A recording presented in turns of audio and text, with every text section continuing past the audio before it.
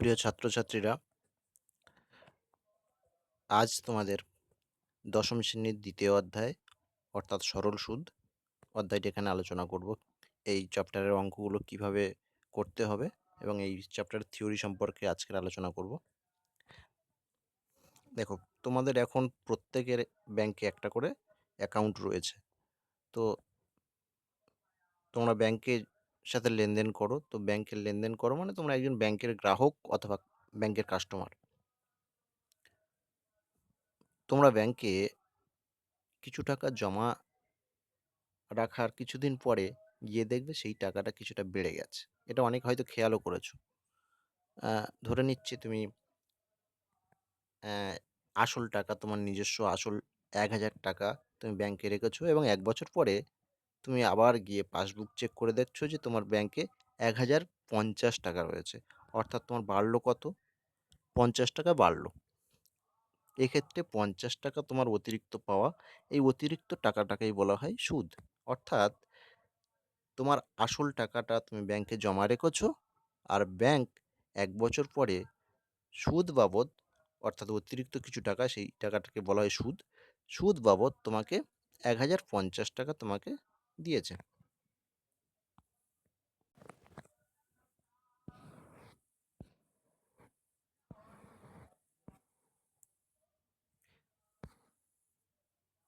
দেখো, এই একই রকম ঘটনা ঘটবে যদি একই নয়, এটা উল্টো ঘটনা ঘটবে যদি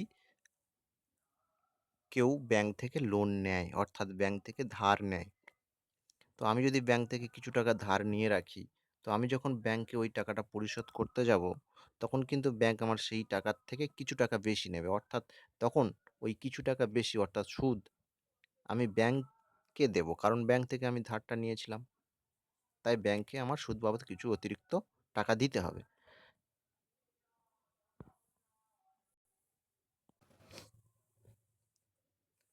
এবার খেয়াল করো, আমি উপরে এখানে লিখেছি আসল টাকা, সময়, সুদ আর সুদ আসল। দেখো, আমি যে ব্যাংকে কিছু টাকা রাখলে তার যে একটা সুদ পাবো, এটা আমরা বুঝলাম। কিন্তু সেই সুদের পরিমাণ কত হবে সেটা নির্ভর করে আমার তিনটে জিনিসের উপর।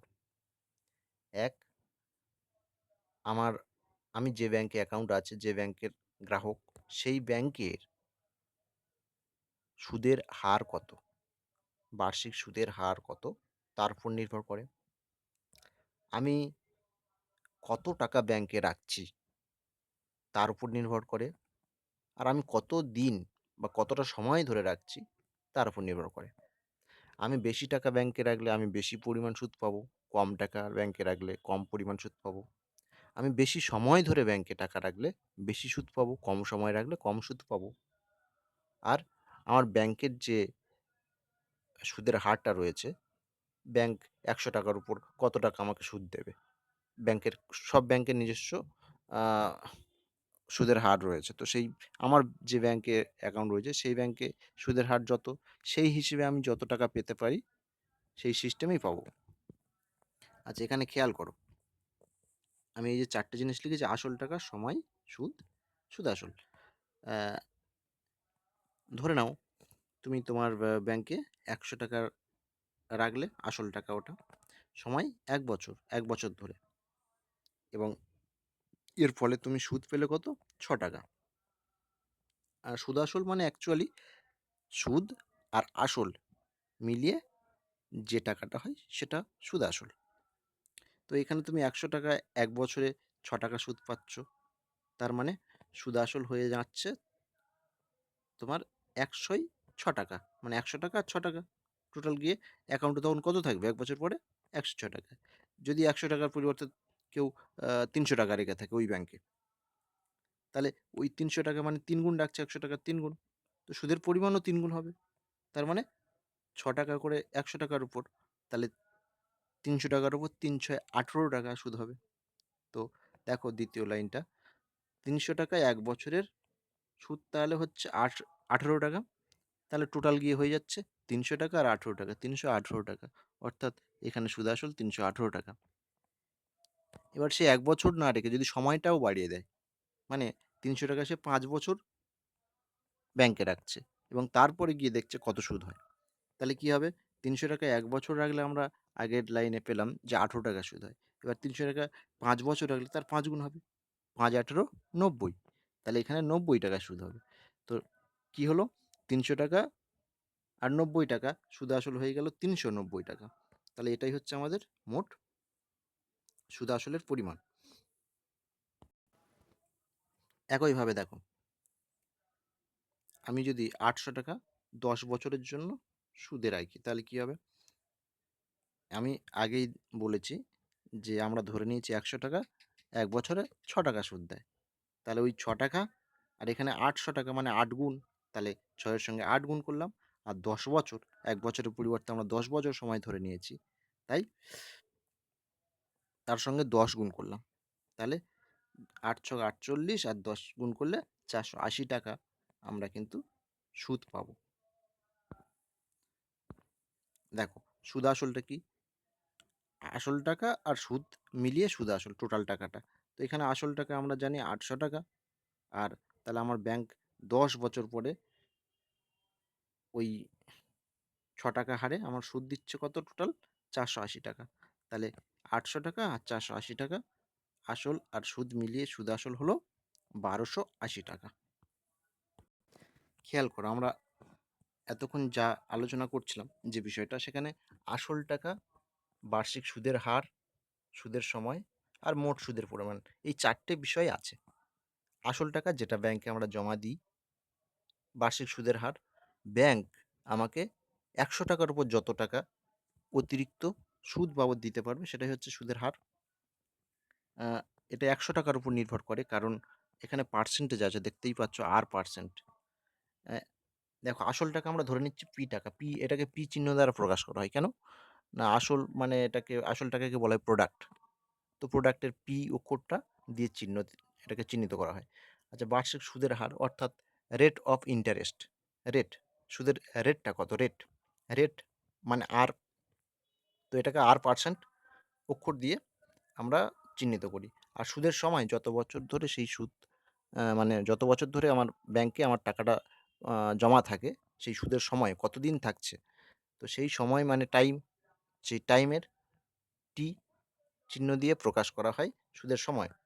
আর মোট সুদের পরিমাণ অর্থাৎ আমি টাকা রাখলাম, কিছু সময় পর, নির্দিষ্ট সময় পর গিয়ে আমি যখন ব্যাংকে দেখব যে আমার মোট কত টাকা বেড়েছে, মানে অতিরিক্ত কত পেয়েছি, সেই সুদের পরিমাণ, মানে সেই সুদটাকে ইংরেজিতে বলা হয় ইন্টারেস্ট। তো এটাকে আই চিহ্ন দিয়ে প্রকাশ করি।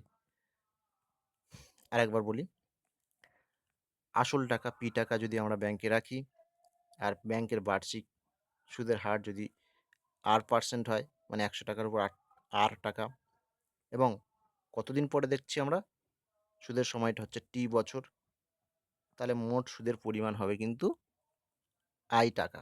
এক্ষেত্রে অ্যা আমরা সূত্রের সাহায্যে অঙ্কটা করতে পারি। সূত্রের সাহায্যে এখানে বলা হচ্ছে I সমান PRT/100, অর্থাৎ I, P, R, T এগুলো হচ্ছে প্রত্যেকটা একটা ভ্যারিয়েবল।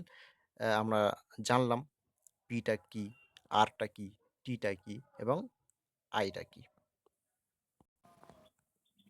আমরা গণিতের ২য় অধ্যায় সরল সুদের আ কষে দেখি অঙ্কে চলে এসেছি। এখানে একের দাগের অঙ্ক। এখানে বুঝে নিতে হবে।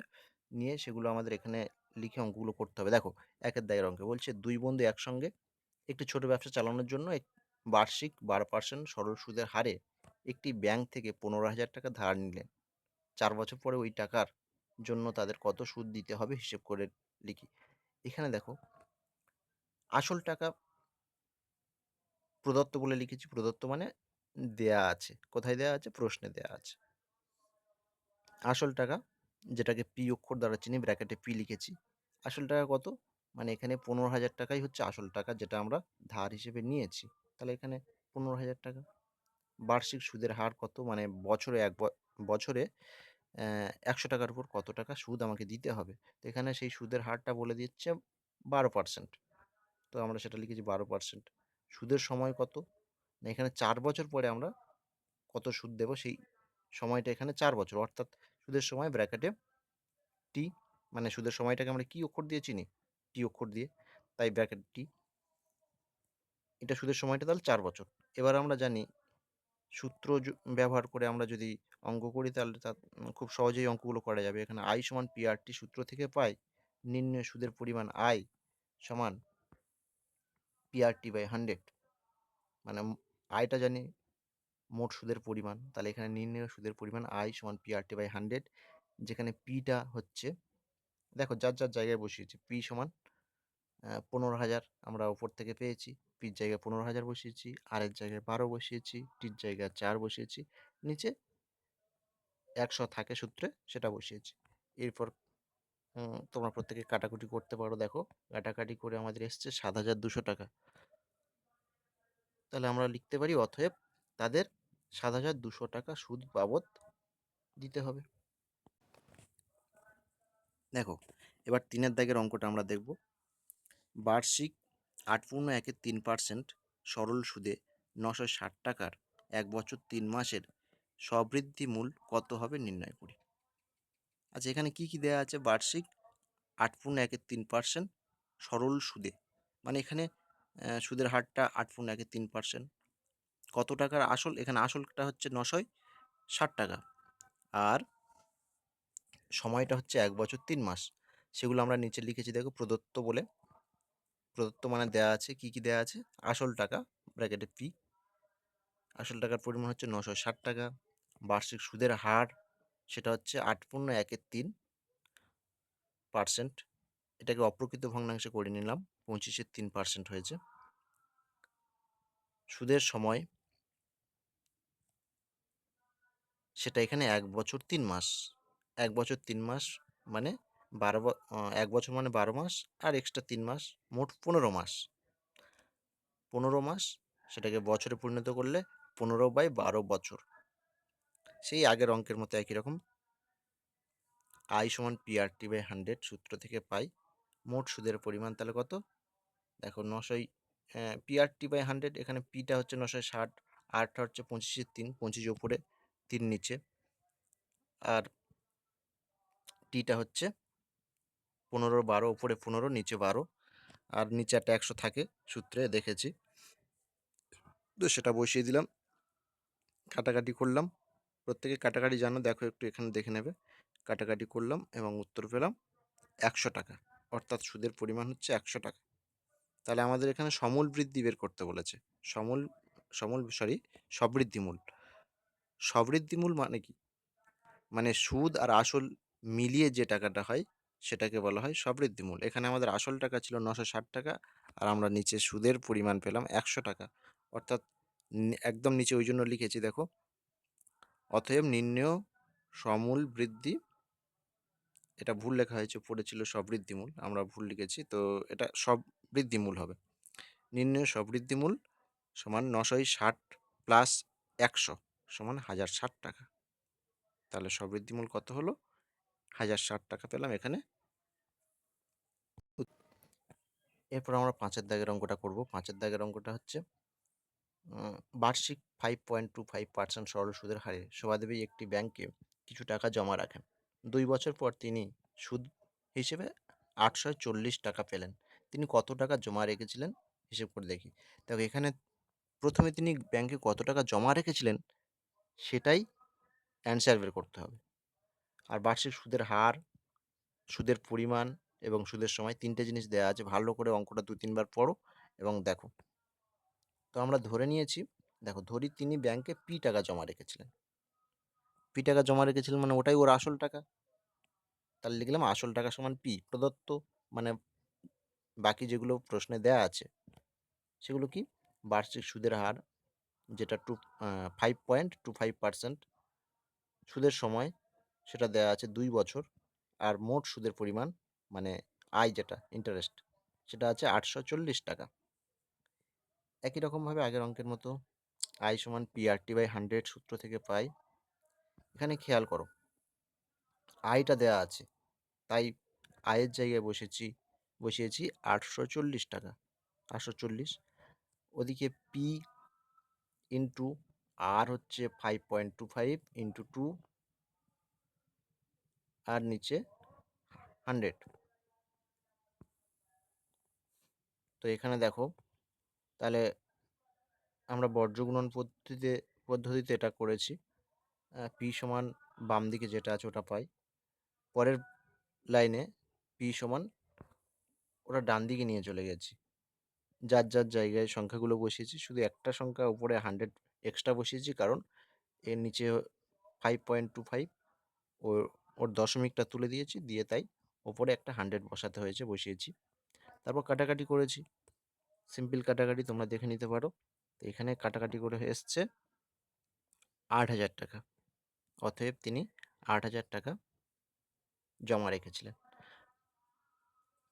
আচ্ছা, তোমাদের আজকের 3টে অঙ্ক আমি এখানে বলে দিলাম এবং বুঝিয়েও দিলাম।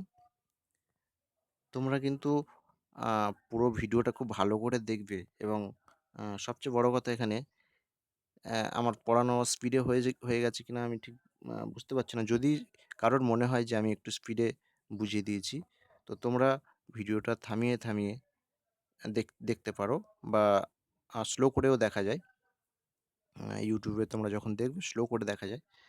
তো সেটা সমস্যা যার হবে একটু স্টপ করে থামিয়ে দেখে নিতে পারো। পুরো ভিডিওটা ভালো করে দেখবে, এবং না বুঝতে পারলে নিচে কমেন্ট করবে, বা বুঝতে পারলে যা মনে হবে সেটা নিচে কমেন্ট করে জানাতে পারো আমাকে।